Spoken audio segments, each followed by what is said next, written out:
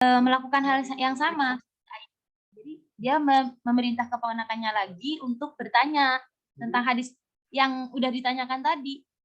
Oh, ternyata hadis-hadis yang diriwayatkan oleh si sahabat ini ternyata masih sama, nggak ada dikurangi, nggak ada ditambah-tambahi. Itu kan mendeteksi seberapa kuat hafalannya kayak gitu. Itu namanya dhabit. Kalau adalah itu lebih ke tidak fasiknya. Kayak misalnya kan caranya tadi ada yang di atas ada yang ngomong kan kalau apa namanya? Kalau adalah itu misalnya orang yang sikoh itu ngomong dia itu orangnya yang adil gitu. Orang yang adil tidak fasik. Jadi dikritiknya tuh sama orang-orang yang kayak lebih sikoh gitu, yang lebih sikoh kayak gitu. Paham nggak Kak? Tentang adil. Iya, paham ya. Insya Allah. Pokoknya kalau yang adalah itu lebih ke sifat pribadinya, sedangkan kalau yang dobet itu lebih ke kredibilitasnya atau ya cari ingatannya kuat gitu. Iya. Ya, makasih Kak Juwai. Baik. Terus Kak Wilda mau jawab punya Kak Lestri dulu gimana?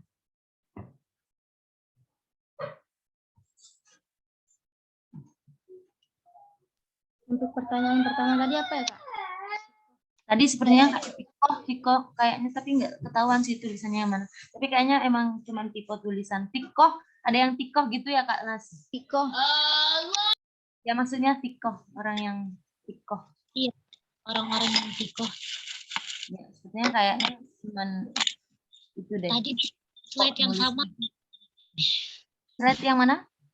Yang bisa pertama kali Kak ya? Oh ini. Maksudnya di slide yang sama. Kayaknya bukan ini deh Kak. Oh bukan ini. Ya kayaknya salah deh. Kalau dalam materi ini tuh yang adanya tuh Tikoh. Orang yang kuat Tikoh. Untuk urgensinya Kak Wilda mau jawab dulu atau gimana?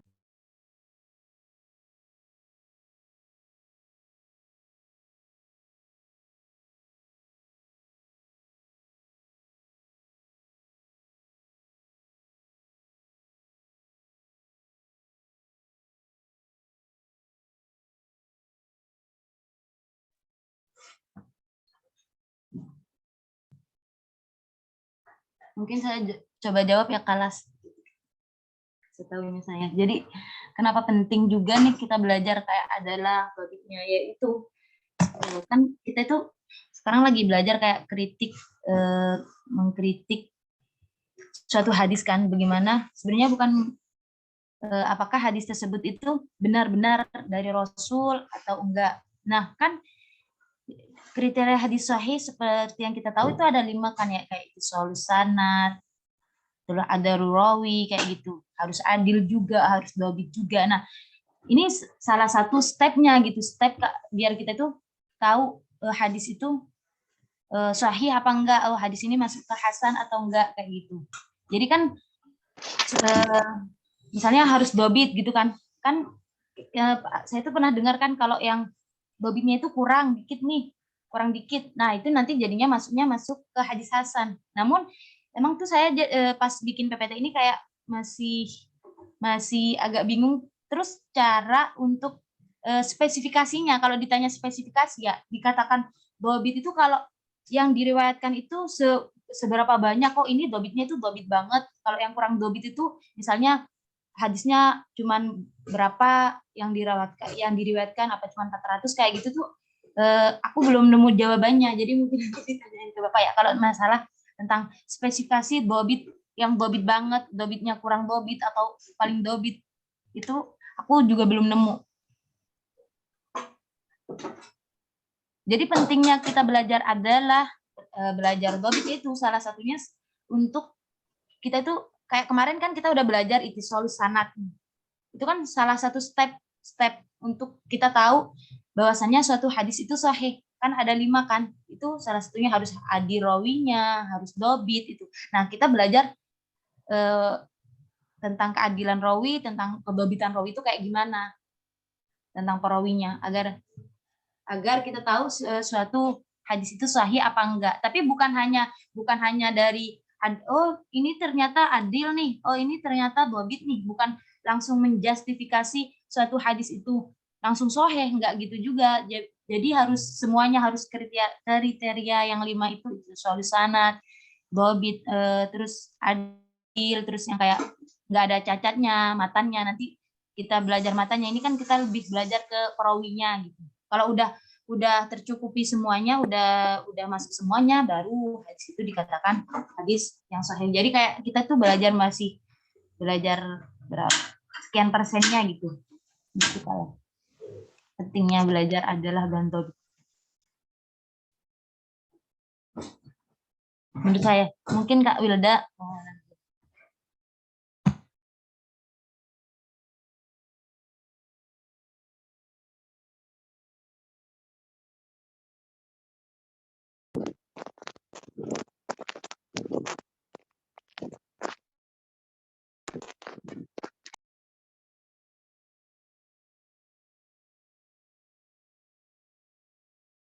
Mandori.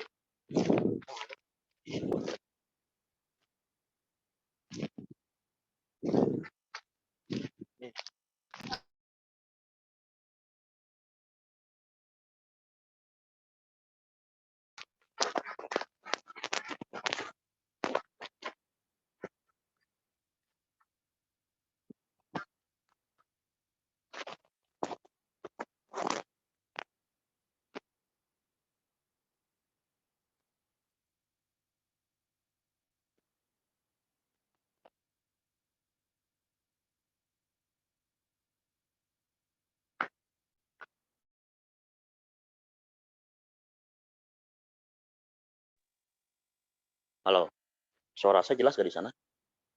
Jelas Bapak.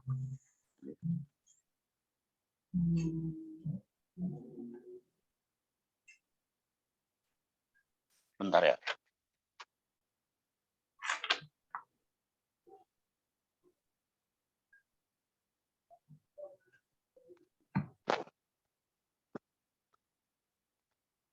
Saya nyari tempat dulu.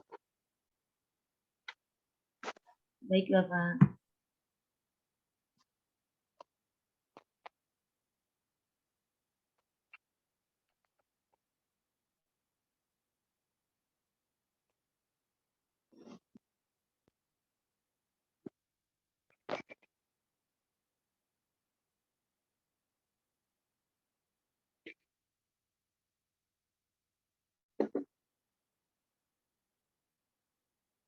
Oke, baik teman-teman semua, perhatikan sini. Hari ini kita membahas tentang konsep adalah dan dhabit sebagai barometer kredibilitas periwayat hadis. Kalau kita melihat kriteria kesahihan sebuah hadis, ya, ada berapa? Siapa yang tahu?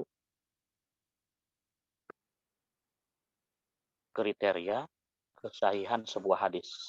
Ada Sebuah 5. hadis dapat, ya coba sebutkan. Yang ittisalus sanad, terus harus dhabit, perawinya harus adil, terus tidak ada syadnya, terus tidak ada ilat juga matannya. Tidak ada syadz, tidak ada illah. Ya. Nah, di dalamnya itu ada adil dan dhabit. Artinya apa? Di antara 5 kriteria kesahihan sebuah hadis, ya, 2 di antaranya itu adalah harus adil dan dhabit. Ya. Nah, jadi adil dan dhabit ini menjadi syarat penting diterimanya sebuah hadis. Keadilan atau kedhabitan, ya, isim fa'ilnya dhabit. Ya, keadilan atau kedhabitan seorang periwayat hadis, seorang informan hadis, itu menjadi syarat penting diterimanya sebuah hadis. Artinya, ketika seorang periwayat itu tidak adil, ya atau tidak dobit itu akan berdampak pada katakanlah kedhaifan sebuah hadis, ketidaksohihan sebuah hadis, gitu ya. Nah, sebelum lebih jauh kita dudukan dulu apa itu yang dimaksud dengan adil, ya apa itu yang dimaksud dengan dobit. Ya, kita simpan dulu dobit, ya. Kita terlebih dahulu menjelaskan konsep adalah. Nah, adil itu apa? Adil itu apa? Definisinya beragam tapi substansinya sama. Ya, kalau mengikuti kitabnya Mahmud Tohan, Taisir Mustalah Hadis, ya, beliau mengatakan bahwa yang dimaksud dengan adil itu apa? Ayakuna musliman balighon, apalagi itu ghairu fasik wa akilan, ya. Ayakuna musliman, ya, balighon, akilan, ghairu fasik, ghairu mahrumil muru'ah, gitu ya. Artinya apa? Ada 5 poin tuh seseorang dapat dikatakan sebagai orang yang adil. Pertama apa? Ayyakuna musliman. Seseorang itu harus apa? Muslim, ya. Kalau seseorang tidak muslim dan meriwayatkan hadis, maka hadisnya tertolak, gitu ya. Kalian catat dulu tuh. Ada berapa itu kriterianya? Yaitu kalau ngikuti Mahmud Tohan dan yang lainnya juga sama bilang hal yang sama. Substansinya sama, ya, ayakuna musliman balighon akilan ghairu fasik ghairu mahrumil muru'ah, tidak harus Islam, baligh, berakal, tidak fasik dan tidak tercederai kehormatannya, ghairu mahrumil muru'ah. Harus muslim dulu, ya. Seorang periwayat atau perawi ketika meriwayatkan sebuah hadis, ketika menyampaikan sebuah hadis kepada murid-muridnya, itu syarat pertama harus Islam dulu. Kenapa? Karena seperti yang kita diskusikan minggu lalu, riwayat yang berasal dari seorang kafir itu tidak diterima, gitu ya. Tidak diterima. Ketika seorang kafir meriwayatkan sebuah hadis yang mengaku misalnya katakanlah dari gurunya atau dari Nabi, maka itu tidak dapat diterima. Ya, syarat pertama itu harus muslim dulu. Nah, syarat kedua apa? Harus baligh. Ya, harus baligh artinya apa? Seorang yang setelah dia itu dipastikan Islam, ya, ia harus baligh dulu. Artinya apa? Periwayatan seseorang yang belum baligh itu juga belum dapat diterima. Tapi kalau hanya menerima hadis, minggu lalu kita sudah menjelaskan tentang konsep tahammul wal ada. Tahammul itu menerima, ya, menerima hadis, ya, menerima riwayat. Al ada itu menyampaikan kembali, gitu. Nah, kalau untuk menerima itu boleh dalam keadaan non muslim, termasuk juga boleh dalam keadaan belum baligh. Ya, kita akan menjumpai ada banyak riwayat yang diterima atau didengarnya itu oleh sahabat pada saat masih kecil, belum baligh, gitu kan. Tapi disampaikannya kembali, diterima riwayatnya itu ketika ia menyampaikannya dalam keadaan baligh, sudah besar. Ya. Nah, sama dalam konteks muslim non muslim pun seperti itu. Artinya kalau ada seseorang yang di mana ia mendengar riwayatnya sebelum ia masuk Islam, tapi ia menyampaikannya kembali ketika dia sudah mu'alaf, sudah masuk Islam, maka itu diterima, gitu ya. Jadi seseorang bisa dikatakan adil, ya, bisa dikatakan adalah pertama ayakuna musliman balighon, harus baligh. Ketiga itu harus akil, berakal. Artinya periwayatan orang gila atau semisalnya itu tidak dapat diterima, gitu ya. Akilan, ghairu fasik, dan tidak fasik. Yang keempat itu tidak fasik. Fasik itu apa? Ya bukan pelaku dosa besar. Apa pelaku dosa besar itu? Ya berzina. Kalau ada seorang periwayat, ya, ternyata diteliti ia apa namanya, dikenal sebagai seorang pezina, atau lagi ternyata tukang mabuk, atau tukang katakanlah tukang korupsi dan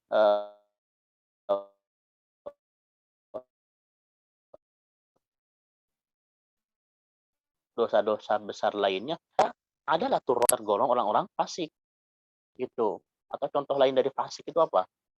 Contoh lain dari fasik, ya tadi itu ya, saya rasa sudah cukup gitu. Ya orang itu suka mencuri ya, dikenal sebagai pencuri, kemudian iya, dia juga misalnya apa namanya, jarang sholat ya, jarang sholat ketika waktunya misalnya sholat 5 waktu atau waktunya sholat Jumat ya, dia tidak sholat, santai-santai saja, itu juga sama, berpengaruh kepada ya kefasikan. Nah, maka kalau ada orang-orang seperti itu akan berdampak pada ketidakadilan seorang rawi. Nah, yang berikutnya adalah apa? Ghairu mahrumil muru'ah, kehormatannya, muru'ahnya tidak tercederai. Bagaimana tuh orang yang maksud dari kehormatan yang tercederai itu bagaimana? Kira-kira bagaimana itu? Yang kehormatannya tercederai. Ya sama, ini satu paket ya. Satu paket dengan yang apa namanya, masih ada irisannya dengan poin sebelumnya, ghairu fasik ya. Tapi ini bisa digeser lagi misalnya ghairu mahrumil muru'ah itu misalnya yang kehormatannya tercederai itu, saya ingin menganalogikan gini teman-teman. Kalau ada seorang katakanlah orang yang diulamakan, yang diagung-agungkan, ya, yang diagung-agungkan, diulama-ulamakan, tapi kesehariannya itu, dia kerjanya di pos kamling, main gitar, ya, main gitar sampai ketawa ketiwi. Nah, itu kira-kira berdampak, Mbak, berdampak tidak pada kewibawaannya? Artinya kewibawaannya hilang nggak? Kira-kira gitu. Saya ingin bertanya dulu. Iya, tentu hilang. Iya, tentu hilang. Kalian misalnya ngelihat seorang Pak siapa ya, Bodiki itu, Pak Hasim Sahol. Kalau Pak Hasim Sahol kan kita ngelihat beliau itu lurus ya. Eh, ya Pak, orang seperti Pak Hasim Sahol kalau meriwayatkan hadis ya dia memenuhi kriteria adalah dan dobat. Kenapa? Orangnya ya jujur, orangnya ya kehormatannya terjaga, hafalannya kuat, intelektualitasnya bagus. Dia memenuhi poin adalah, memenuhi kriteria dobit. Nah, gitu ya. Nah, kalau Pak Asin itu teman-teman, kita kan ngelihat orangnya itu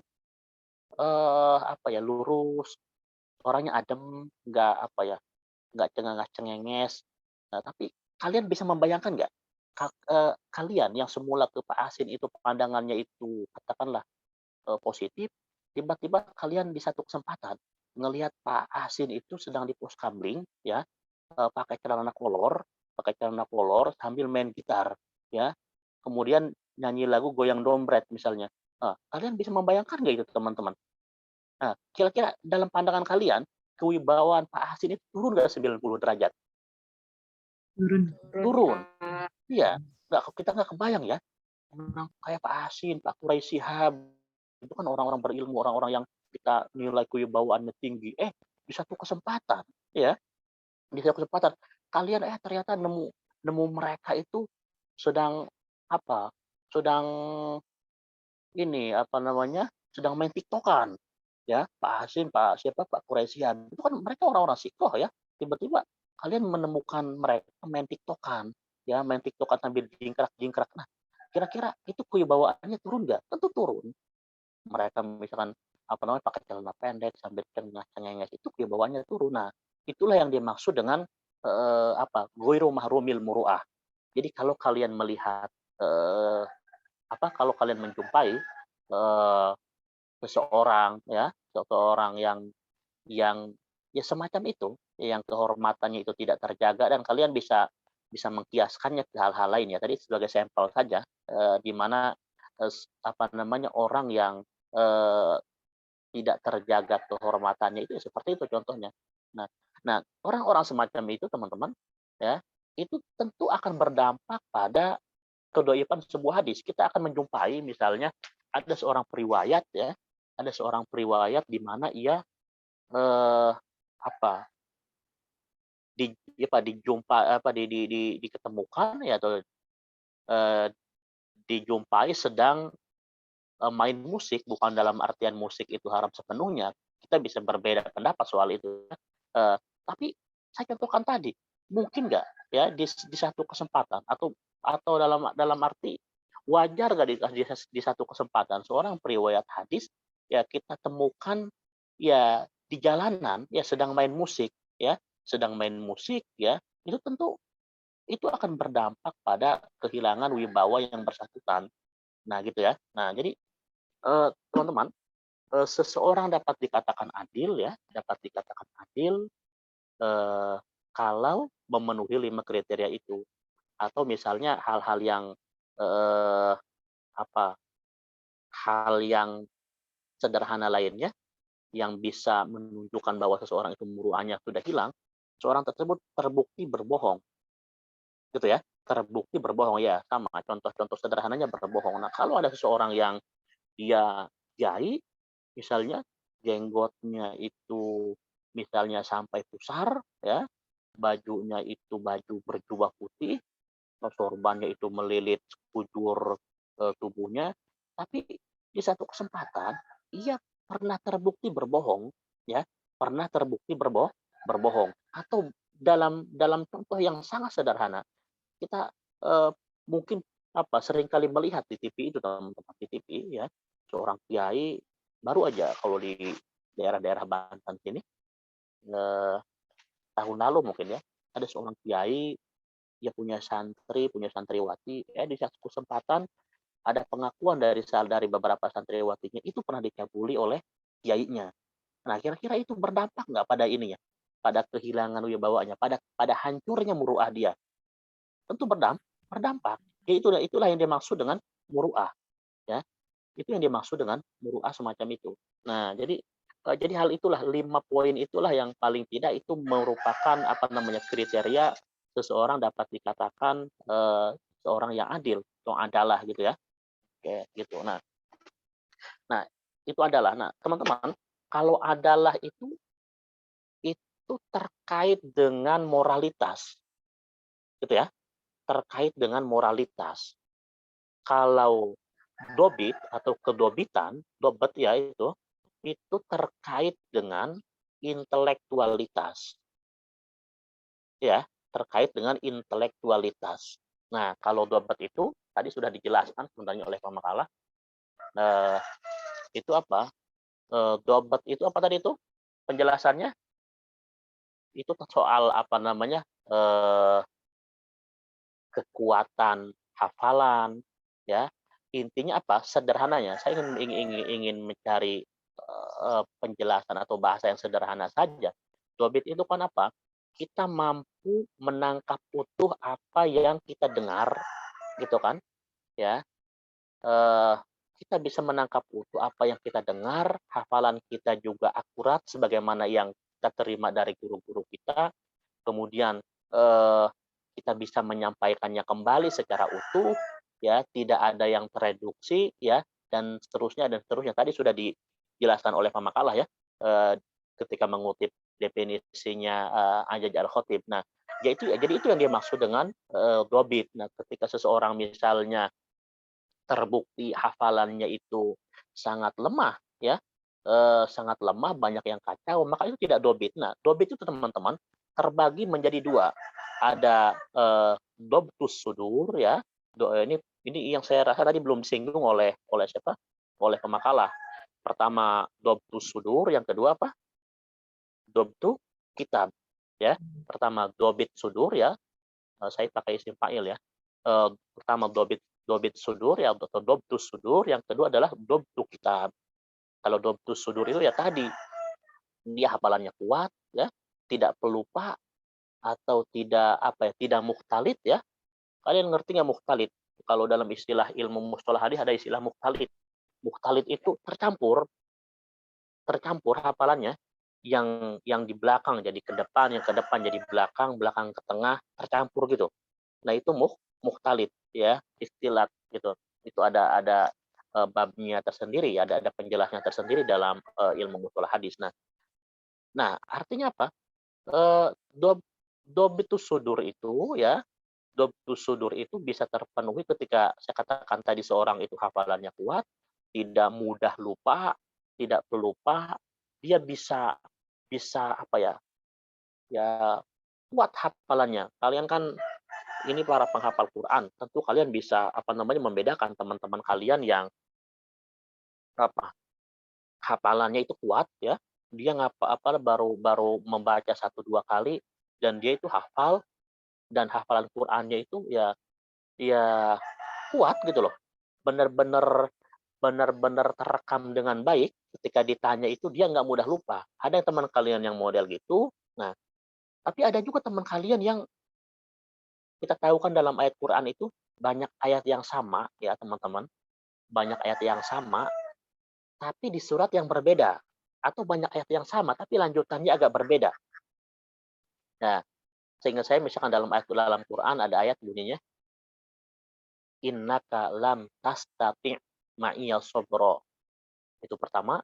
Kedua, sehingga saya ada ayat yang bunyinya innaka lam tastati' ma'iya sobro. Bener nggak kayak gitu, teman-teman? Kalau saya yang keliru, tolong dibetulkan. Bener nggak ada 2 ayat yang serupa, tapi agak sedikit beda? Siapa yang hafal 30 juz? Ada yang ingat? Benar Bapak. Ya. Jadi yang kedua Benar. itu apa? Innaka lam Lam tastati sama lam tasti.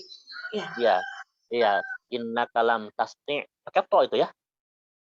Pakai to ya. Innaka lam tasti ma'iyas sabra. Itu kan ada 2 ayat. Nah, bagi orang-orang yang dobit ya, bagi orang-orang yang dobit itu bisa membedakan. Nah, dulu itu saya kan dulu pernah meskipun nggak banyak ya, tapi dulu kan ada materinya, materi hafal Quran waktu saya mondok di Darussunnah dulu itu per semester itu harus hafal harus hafal 1 juz ya 8 semester berarti per semester itu 8 dihitungnya 8 juz semuanya. Dulu saya pernah juga ngapal, cuman kan saya orangnya agak kurang seneng ngafal ya, agak kurang seneng ngafal, tapi saya hafal.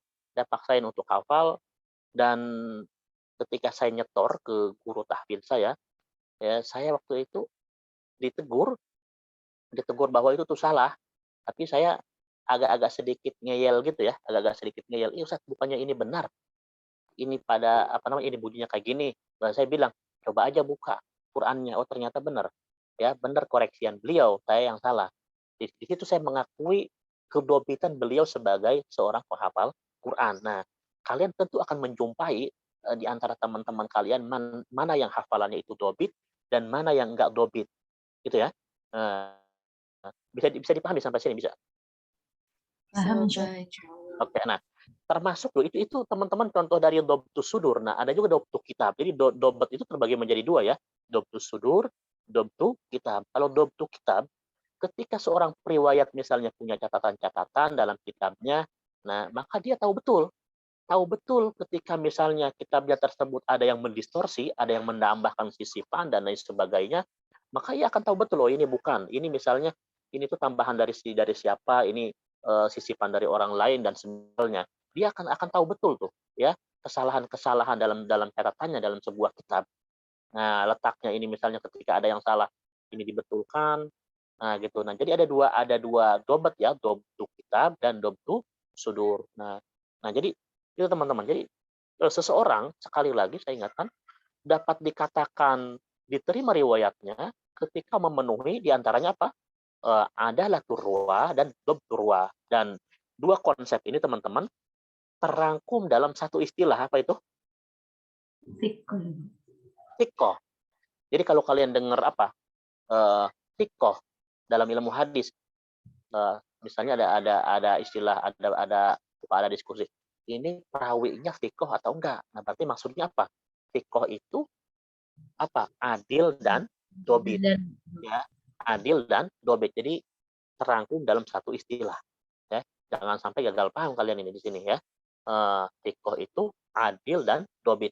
Tapi kalau misalnya ada seseorang yang dia adil saja, ya dia Islam, baligh, berakal, misalkan perawinya itu dia juga nggak fasik ya, bukan pelaku dosa besar, dan kehormatannya juga kewibawaannya ya terjaga ya. Tapi di sisi lain dia nggak dobit, hafalannya itu ya banyak apa namanya banyak yang lupa, banyak banyak tercampur ya, atau tidak bisa menyampaikan secara utuh apa yang ia dengar dari guru sebelumnya. Nah, maka ia tidak bisa dikatakan sebagai seorang yang apa? Yang sikoh. Kenapa? Karena ia hanya memenuhi kriteria andalah saja, tidak memenuhi kriteria apa? Dobit atau kedobitan, gitu ya. Bisa dimengerti sampai sini bisa. Insya Allah Bapak. Ya, yang lainnya Bapak, gimana? Bapak izin bertanya, Pak. Oke, silakan. Yang tadi kata Bapak yang sikoh itu adalah sikoh itu yang mencakup pengadalah dan dobat gitu kan, Pak. Berarti kok kayaknya saya gagal paham ya, Pak, di situ. Kenapa? Kayak kan dari dulu tuh banyak tuh dosen yang kayak, oh berarti perawinya itu kurang sikoh, oh berarti perawinya itu tidak dobat gitu, Pak. Terus penjelasan Bapak tadi yang sikoh mencakup adalah dan dobat itu gimana, Pak? Saya Iya, bingung ya, Pak. iya. Tadi sudah saya jelaskan. Ya, namanya Anda siapa namanya? Zulfa Amalina. Jadi tempat adil dan dobit itu terangkum dalam satu istilah yaitu tikoh. Jadi ketika ada istilah bahwa si fulan itu tikoh, berarti maksud tikoh di sana adalah apa? Si fulan itu adil dan dobit, gitu ya. Tapi kalau dia dobit saja, nggak adil, itu nggak sikoh. Ngerti nggak maksudnya?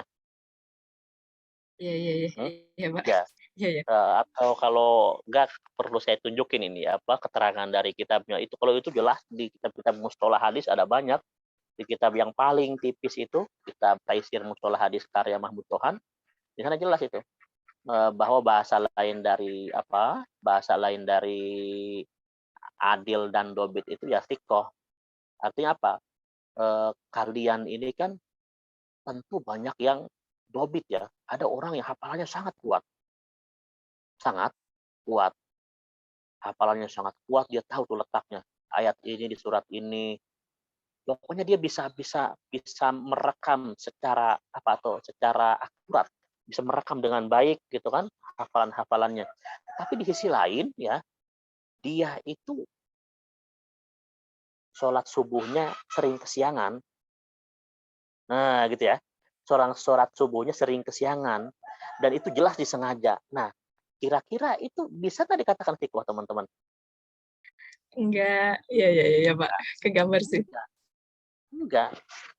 Jadi fikoh itu apa? Mencakup dua hal, adil dan dobit.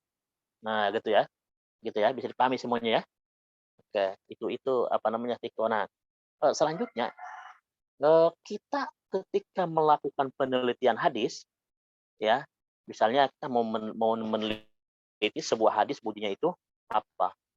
Bunyinya itu innamal a'malu binniyat ya, innamal a'malu binniyat. Eh, di antara perawinya, misalnya di antara perawinya si A, si B, si C baru kepada Nabi. Nah, oke, kita mau meneliti seorang perawi namanya si B ya. Nah, ketika kita mau menghukumi ini kualitas hadis innamal a'malu binniyat ini apa, maka langkah apa pertama yang mesti kita lakukan adalah minggu lalu sudah saya jelaskan ya, kita pastikan tuh mutasil atau enggak, tersambung atau enggak sanadnya ya, di dalam sanad tersebut ya, mata rantainya antara si fulan sampai kepada Nabi, dari segi apa namanya tahun lahir segala macam, kira-kira kalian mesti dipastikan itu bahwa itu tersambung sanadnya sampai kepada Nabi. Nah, langkah berikutnya adalah ya kita dalam kitab-kitab jarah wa ta'dil ya, dalam kitab-kitab jalul hadis bisa menemukan atau bisa mencari bagaimana penilaian para ulama jarah wa ta'dil tentang seorang perawi yang namanya B ya, namanya B. Minggu lalu saya sudah mencontohkan siapa, gurunya Imam Bukhari ada namanya Amr bin Khalid kalau nggak salah ya, Amr bin Khalid itu. Nah, kita mesti mencari nama Amr bin Khalid.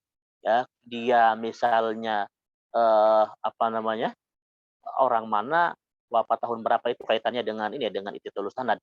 Terkait dengan adalah ini biasanya para ulama mengatakan, misalkan di dalam kitab Tahdzibul Kamal jelaskan misalkan Amr bin Khalid thiqah, ya, Amr bin Khalid thiqah. Atau misalnya para ulama lain mengutip, misalnya siapa, penulis kitab Tahdzibul Kamal mengutip pendapat ulama lain, misalnya siapa misalnya Al-Mizzi, Ibnu Hajar, ya, Amr bin Khalid thiqah. Atau misalnya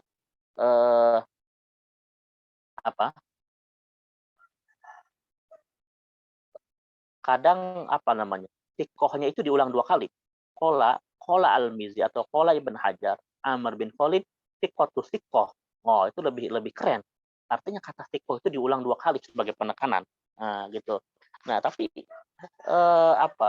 kita misalnya kalau untuk yang tidak thiqah, dulu saya pernah meneliti seorang perawi, ya.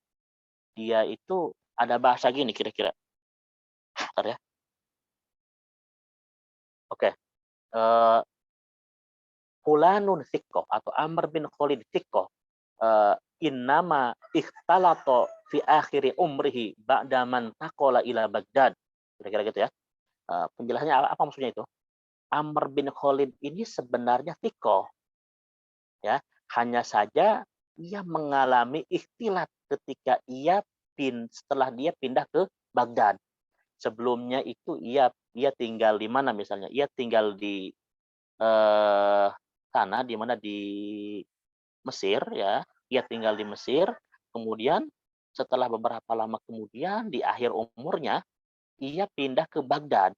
Dia aslinya itu thiqah, ya, orangnya adil, orangnya juga dobit, tapi di akhir usianya, ya karena orang tua kita tahu kadang kala ada yang pikun, ya. Kita kan sering menjumpai ada orang tua, ya. Dia meskipun umur sudah 90 tahun, terutama yang guru-guru tahfidz itu, ya. Saya meyakini kalau kayak orang-orang kayak Pak Ahsin, meskipun umurnya sudah sepuh, tapi beliau pasti kedobitannya itu masih tinggi gitu loh. Enggak ikhtilat. Nah, tapi kita menjumpai juga, ya, orang lain yang awalnya itu dobit, ya. Awalnya itu dobit, hafalannya kuat, ya, akurat, tapi ketika sudah masuk umur tua, usia yang sudah tua renta, katakanlah umur 80, tiba-tiba hafalannya itu banyak yang lupa, ikhtilat gitu loh, tercampur. Ayat ini malah nyambungnya ke ayat yang lain misalnya. Nah, perawi pun kayak gitu, teman-teman. Para perawi yang punya banyak hafalan hadis, ya, di akhir usianya itu, ya, meskipun awalnya itu thiqah, ya, hafalannya kuat, orangnya juga adil. Nah, itu ada juga yang tiba-tiba menjadi ikhtilat, menjadi mukhtalid, hafalannya itu menjadi tercampur, ya, menjadi banyak yang terbalik atau tercampur satu sama lain. Ya, contohnya tadi itu, saya agak lupa nama perawinya, katakanlah itu Amr bin Khalid, contoh saja. Dia awalnya itu thiqah, tapi redaksinya itu apa yang saya ingat itu, innama, hanya saja katanya ikhtalato, dia itu mengalami ikhtilat ba'da man taqala ila Baghdad, ya. Setelah dia pindah ke Baghdad. Dulu ketika masih di Mesir itu masih thiqah, tapi ketika ia di akhir usianya itu hijrah ke Baghdad, menetap di Baghdad, tinggal di Baghdad, tiba-tiba dia menjadi ikhtilat, mengalami ikhtilat, hafalannya menjadi lemah. Sehingga hadis-hadis ini perlu kalian pahami. Sehingga hadis-hadis yang ia riwayatkan ketika ia sudah di Baghdad, ya, itu tidak bisa diterima. Kenapa? Karena ketika ia sudah pindah ke Baghdad, dia sudah mengalami namanya ikhtilat. Adapun hadis-hadis yang dulu ketika ia masih berada di Mesir, itu masih dapat diterima. Kenapa? Karena ia belum mengalami ikhtilat. Bisa dicerna nggak paparan saya? Bisa. Hmm? Yang lain? Bisa, Pak. Iya. Siapa, Oke. Pak? Apanya gimana? Yang tadi yang tinggal di Mesir, terus habis itu pas ke Baghdad hafalannya. Iya. Nama perawinya saya lupa, nama perawinya. Itu tugas akhir saya itu ketika di Darussunnah. Entah itu Al-Mas'udi atau siapa lah ya, namanya itu lupa. Tadi saya sebagai contoh saja. Namanya bukan Amr bin Khalid, sebenarnya itu saya sebagai contoh saja. Ya, jadi ada fenomena ya di mana seorang riwayat dia dinilai fiqh oleh para ulama hadis. Saya membaca di kitab-kitab Jarh wa Ta'dil ya, di kitab-kitab para kritikus hadis tentang penilaian para riwayat hadis. Ya aslinya itu penilaiannya itu mereka itu ya sepakat bahwa si fulan itu fiqh ya, si fulan itu fiqh. Yang lain menilai fulanun juga fiqh. Tapi ada ujungnya, ada tambahan penilaiannya. Apa tambahan penilaiannya? Innama iktalatu fi akhiri umrihi ba'da man taqala ila Baghdad, ya. Bahwa yang bersangkutan itu ya hanya saja yang bersangkutan itu dia mengalami ikhtilat ya manakala atau setelah ia itu hijrah ke Baghdad di akhir usianya. Makanya kata para kritikus hadis itu kata para para ulama yang menilai menilai para rawi, mereka mengatakan oleh karenanya kata mereka hadis-hadis yang ia keluarkan, yang ia sampaikan ketika masih di Mesir itu masih dapat diterima. Kenapa? Karena ia masih belum mengalami ikhtilat. Adapun hadis-hadis yang ia sampaikan ketika sudah hijrah ke Baghdad itu tidak dapat diterima. Kenapa? Karena ia sudah mengalami ikhtilat. Nah, dan kebetulan hadis yang sedang saya teliti itu yang di dalamnya itu ada dia sebagai perawinya itu adalah hadis yang ia sampaikan di mana? Di Mesir. Ketika masih di Mesir, ya, bukan yang ia sampaikan di Baghdad. Nah, makanya hadisnya masih tergolong Masih tergolong otentik, masih tergolong sahih. Nah, gitu ya. Bisa dimengerti nggak sampai sini? Masya Allah. Oke. Nah, jadi gitu teman-teman. Jadi untuk meneliti itu, apakah si fulan itu tiko, apakah si fulan itu penilaiannya bagaimana, itu bisa dilihat. Nanti kita akan praktek ya. Di akhir pertemuan, kalian sabar dulu. Yang jelas kalian mesti mengerti dulu tahapan demi tahapan materi ini. Nanti di akhir pertemuan ya, kira-kira dua pertemuan terakhir, saya akan menyajikan langsung ya isi kitab Tahdzibul Kamal atau Tahdzibul Tahdzib. Di dalamnya kita akan melihat bagaimana alurnya untuk menghukumi sebuah hadis dan meneliti komentar-komentar para kritikus hadis, para ulama jarh wa ta'dil, gitu ya. Gitu. Jadi kitab Tahdzibul Kamal itu teman-teman itu kan tebal banget. Itu memuat ribuan para periwayat hadis di sana. Di dalamnya itu terdapat penilaian tentang para perawi tersebut. Apakah perawi tersebut dia itu adil, ya fiqh, atau jangan-jangan jangan-jangan ia kadzab gitu. Ya biasanya kalau memang yang bersangkutan itu atau orang periwayat itu dia tertuduh berdusta, biasanya dijelaskan langsung di sana fulanun kadzab atau ada bahasa yang lebih kasar, fulanun dajjal.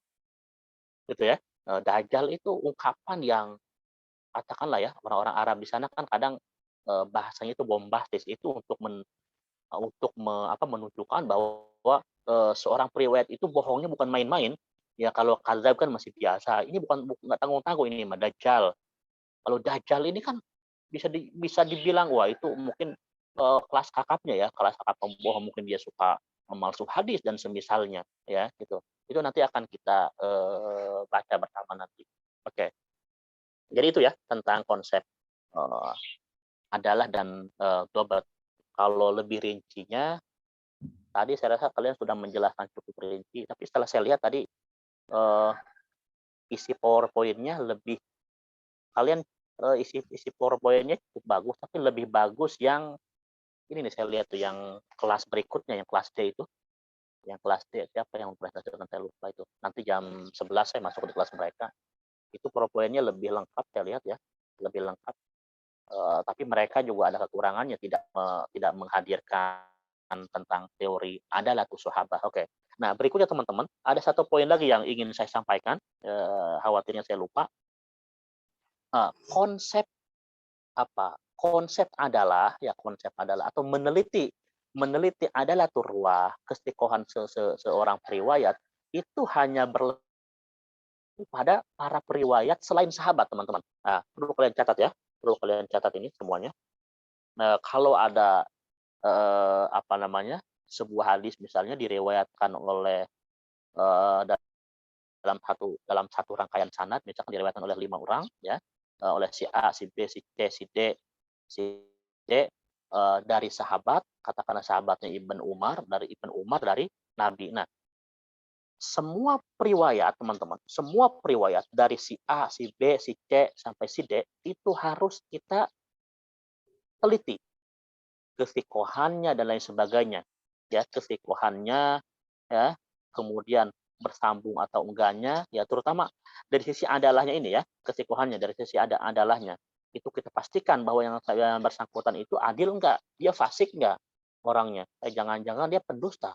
Kita pastikan, kita teliti semuanya. Tapi ketika kita sudah sampai pada level sahabat, ya, dari si A, si B, si C, si D, udah beres kita kritik. Walhasil, semuanya itu adalah orang-orang fikoh, dan semuanya itu sanadnya tersambung, ya. Nah, langkah berikutnya, kita masuk ke perawi level sahabat, ya. Kita masuk pada periwayat tingkat sahabat, ya. Namanya siapa? Abdullah bin Umar. Beliau anak Umar bin Khattab. Abdullah bin Umar bin Khattab gitu ya. Abdullah bin Umar.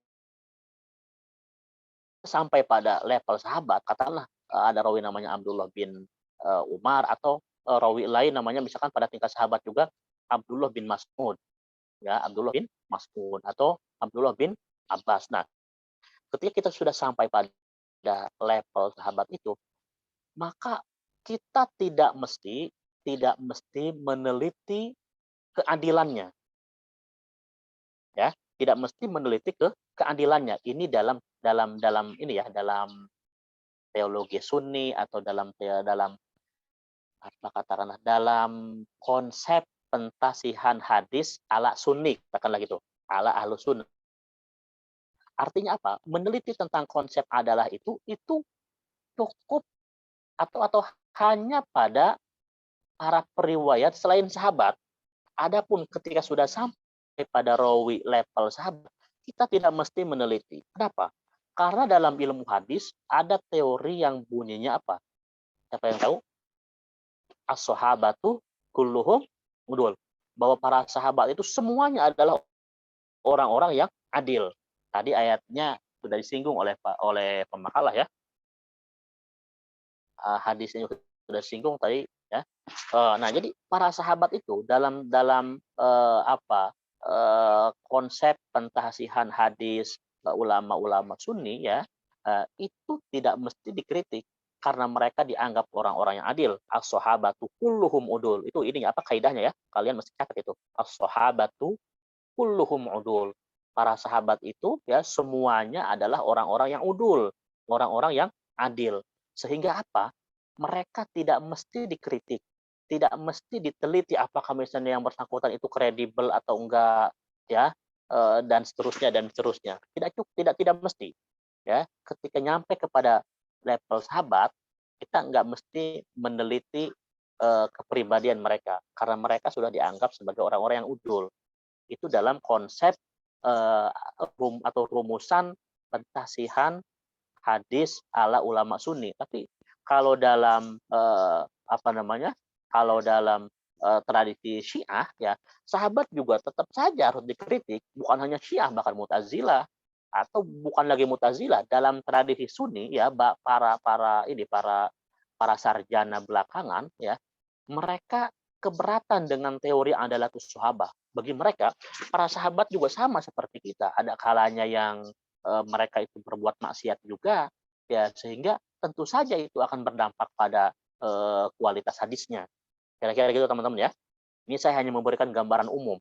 Untuk berikutnya terkait teori adalatus sahabah, kalian bisa membaca buku-buku ulumul hadis ya, buku-buku tentang hadis, atau kalian kalau ingin tahu perdebatan seputar adalatus sahabah, apakah sahabat itu semuanya adil atau enggak, itu kan pro kontra. Sebagian yang meyakini bahwa semua sahabat adalah adil, sebagian yang lain, sebagian ulama lain mengatakan tidak semuanya sahabat adil. Nah, itu bisa kita jumpai di literatur hadis ya. Kalau ingin tahu perdebatan soal itu, kalian bisa membaca bukunya, ada dosen saya namanya Pak Fuad Jabali. Beliau punya buku judulnya Sahabat Nabi. Siapa, dari mana, dan kemana. Nah, gitu. Itu hasil dari disertasinya di McGill sana ya, Pak Fuad Jabali. Atau kalian juga bisa melihat pandangan Muhammad Abdul Rashid Ridho, bagaimana pandangan mereka itu. Apakah mereka termasuk yang meyakini bahwa semua sahabat itu adalah orang-orang yang adil, gitu ya. Nanti kalian bisa mengembangkan sendiri itu. Jadi gitu teman-teman, secara umum konsepnya. Bisa dicerna ya? Bisa. Yang lainnya gimana?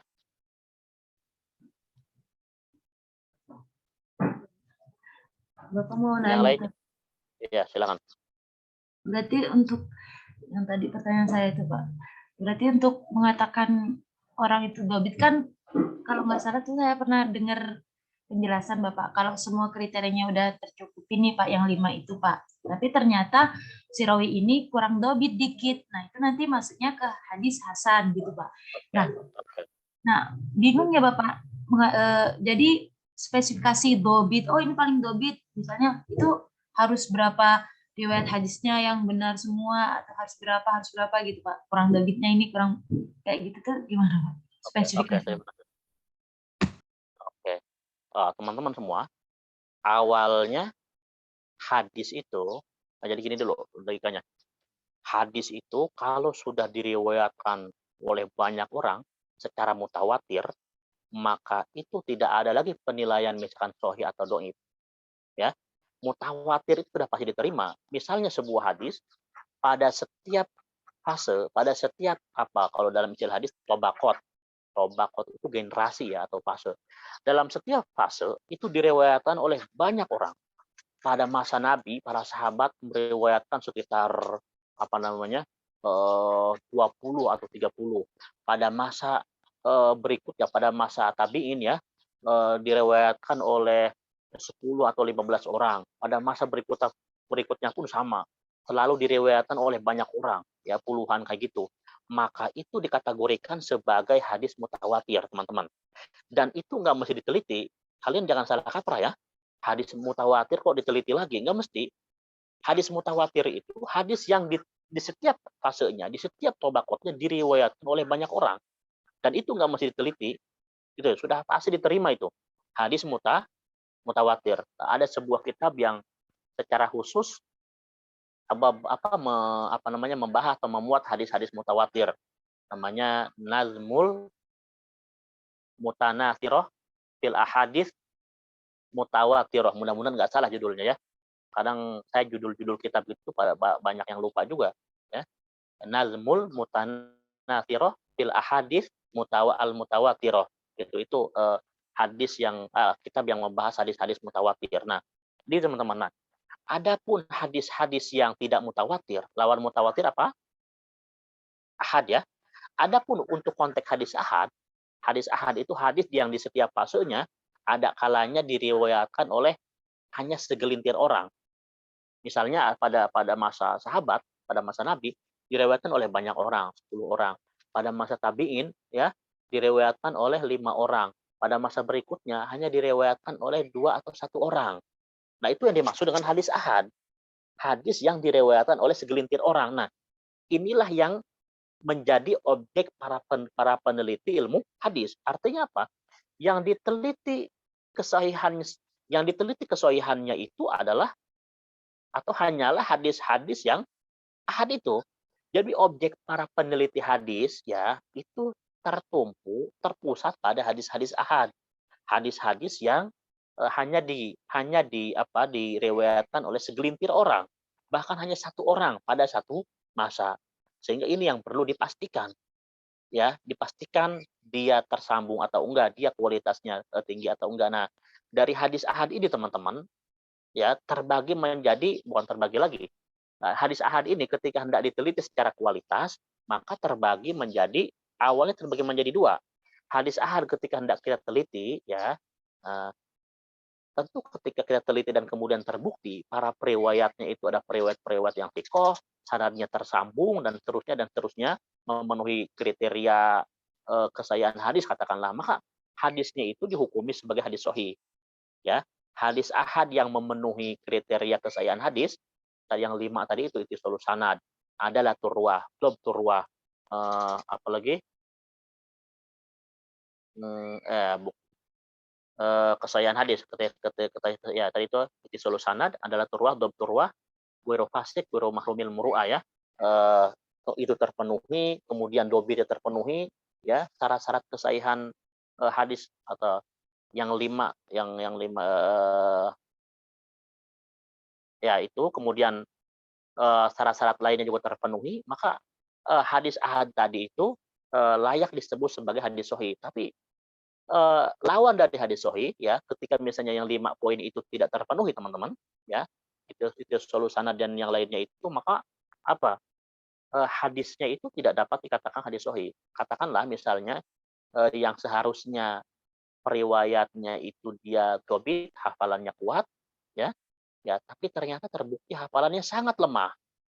Hafalannya itu banyak yang keliru, banyak yang buruk, maka hadisnya itu bukan hadis sahih, tapi disebut dengan hadis dhaif, gitu ya.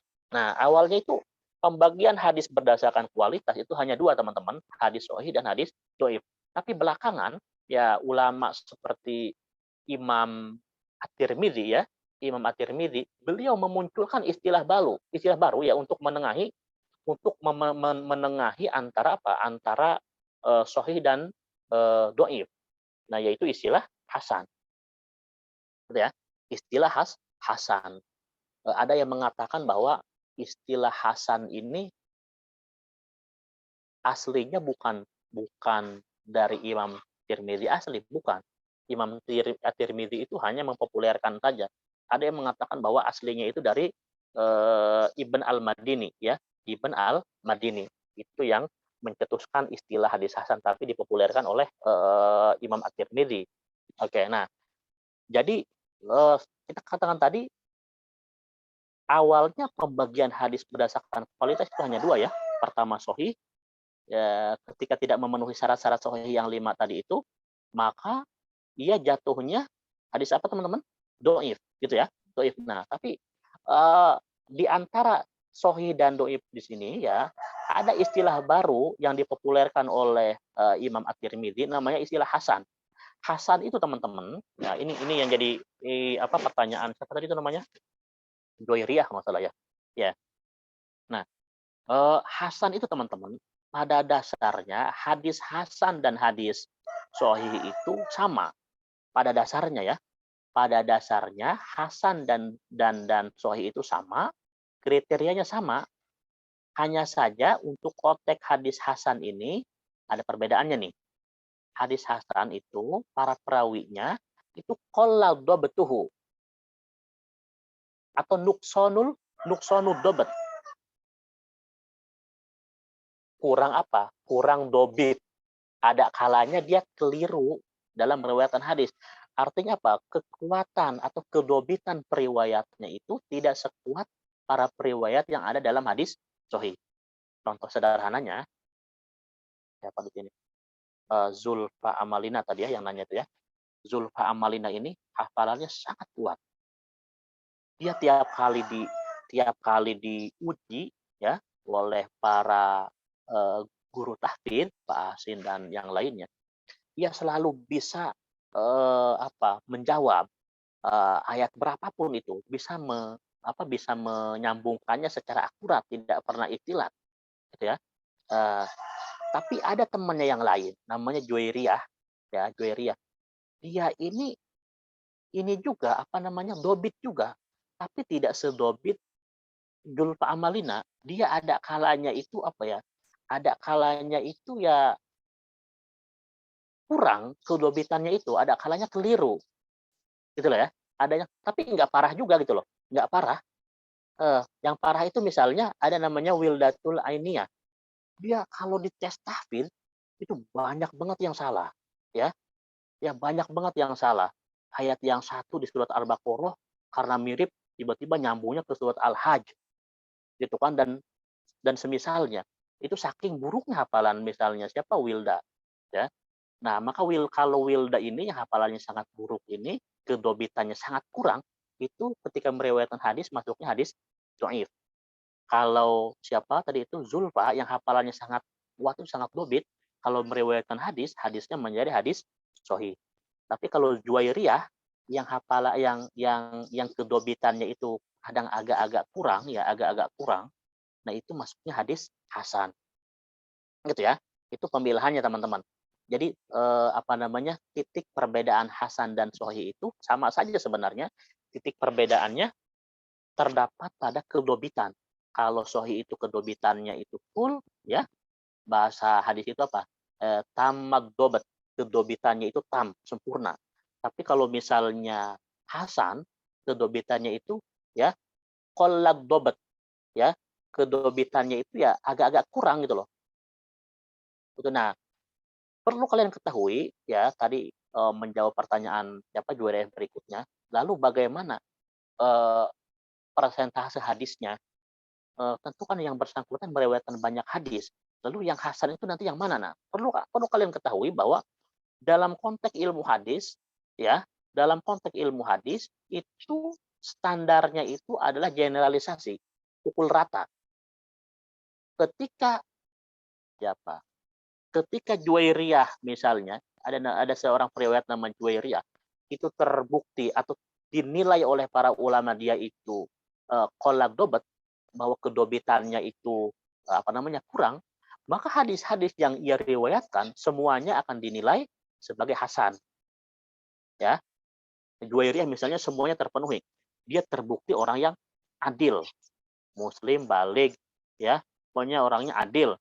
Dia orang juga suka bisa menjaga wibawa, menjaga muruah, bukan pelaku dosa besar. Dia orang yang sangat solihah. Siapa? Juwairiyah ini. Kemudian dari sisi yang lain juga terpenuhi, tapi untuk konteks kedobitan, untuk konteks kedobitan, dia agak-agak kurang, tapi nggak parah juga, nggak separah Wildatul, gitu ya. Maka semua hadis yang diriwayatkan oleh Juwairiyah itu akan dinilai sebagai hadis hasan, gitu ya. Nah, berikutnya, ini pertanyaan berikutnya, lalu bagaimana hadis hasan itu kehujahannya bagaimana dibanding hadis sahih? Nah, ini perlu kalian ketahui, hadis hasan dan hadis sahih itu dari segi kehujahan semuanya atau kedua-duanya dapat diterima. Artinya apa? Ketika kalian mengutip hadis di mana kualitasnya adalah hasan, itu sah. Itu layak dijadikan hujah. Itu layak dijadikan landasan argumen. Landasan argumen dalam beragama. Landasan beristidlal gitu loh ya. Kalau bahasa agamanya. Nah gitu. Jadi tidak lantas misalnya, oh ini hadisnya hasan. Di dalamnya ada periwayat namanya Juwairiyah. Kita hadisnya singkirkan saja. Ini hadisnya hasan. Ada periwayatnya agak-agak kurang. Enggak gitu. Hadis hasan teman-teman itu masih boleh digunakan, ya masih boleh digunakan, itu yuhtaju bihi, ya masih sah untuk digunakan. Hanya saja ini perlu kalian catat, ketika ada hadis hasan dan hadis sahih ya yang berbicara tentang tema yang sama ya tapi isinya itu bertentangan, ya misalnya ada bab tentang apa misalnya, contohnya apa ya, pokoknya sebagai contoh misalnya ada bab tentang pada titik ini contohnya saya agak-agak samar-samar. Pokoknya intinya kalau ada tema tertentu, kalau ada masalah tertentu, terus pembahasannya ada di dalam sebuah hadis, tapi yang satu sahih, yang satu hasan. Dan isinya itu yang sahih dan hasan itu agak-agak berbeda, bertentangan. Maka dalam konteks ini tentu yang diambil adalah hadis sahih, yang hasan singkirkan, gitu ya. Tapi kalau dua-duanya enggak bertentangan, ya kalian bisa merujuk pada hadis hasan juga bisa, gitu ya. Hadis hasan itu enggak dibuang teman-teman, gitu ya. Itu hasan. Hasan itu yuhtaju bihi sebagaimana sahih, gitu ya. Bisa dipahami sampai sini bisa? Ada pertanyaan enggak? Coba suaranya. Insya Allah paham Bapak. Ya. Insyaallah Yang Bapak. lainnya gimana? Yang lainnya gimana? Yang lainnya. Ya, mengerti ya? Oke. Nanti untuk lebih jelasnya, tinggal kalian kembangkan sendiri. Wildatul Ainiyah ngerti nggak? Insya Allah ngerti Pak. Kamu orang mana? Orang Kalimantan. Jauh juga ya, Kalimantan. Oke, jadi gitu ya, teman-teman. Untuk lebih jelasnya kalian bisa mengembangkan sendiri. Saya hanya katakanlah pemantik, pengantar awal saja untuk kemudian kalian kembangkan. Karena kalian ya nggak mungkin juga tiba-tiba langsung menguasai ini itu hanya dalam waktu berapa ini, 1,5 jam atau ini udah lebih nih waktunya ini ya, atau udah dalam waktu misalkan 2 jam. Ya nggak mungkin juga, saya hanya sebagai pengantar awal saja. Berikutnya ya kalian nanti ngaji sendiri ke orang yang mengerti, belajar sendiri juga sambil diperkuat dengan bacaan gitu ya. Tadi konsep adalah konsep dobat sudah saya jelaskan. Nah itu gambaran umumnya kayak gitu, itu sudah saya olah ke bahasa yang sangat sederhana gitu ya. Makanya kalau saya yakin kalau kalian hanya membaca PowerPoint tadi itu kan masih samar-samar gitu ya, ini maksudnya apa gitu ya. Gitu ya, benar nggak itu? Nah, ya, sengaja saya beri gambaran yang sangat sederhana supaya kalian mudah mencerna gitu ya. Untuk berikutnya ya kalian tinggal lakukan sendiri gitu. Baik teman-teman, saya cukupkan sampai di sini. Ini waktunya sudah lebih 8 menit ya. Mudah-mudahan yang kita diskusikan hari ini bermanfaat. Kurang lebihnya mohon maaf, dan jangan lupa persiapan untuk pertemuan berikutnya. Jadi persiapan PowerPoint dan segalanya. Akhirul kalam, assalamualaikum warahmatullahi wabarakatuh. Waalaikumsalam warahmatullahi wabarakatuh.